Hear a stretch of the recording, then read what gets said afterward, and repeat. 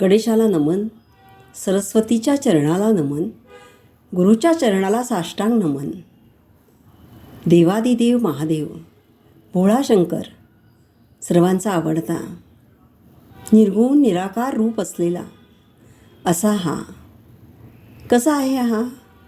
तर हा अपरिमित आहे, आदी आहे, अनादी आहे, मायेच्या पलीकडे आहे. खरं तर जगाचा पालनकर्ता हाच आहे. विश्वंभर आहे, भक्तप्रिय आहे, अनेक भक्तांचे संकटहरण करणारा आहे, जन्ममरणाचा फेरा चुकवणारा हा आहे. याने त्रिपुराराचा वध केला. चंद्रही कलंकित असूनही त्याला निष्कलंक करून स्वतःच्या माथ्यावर धारण केलं, म्हणून तो निष्कलंकित झाला.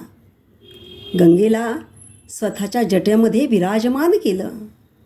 देवा, जेव्हा तू विषप्राशन केलंस तेव्हा ते तुझ्या कंठातच अडकलं, त्यामुळे तुझा कंठ निळा झाला.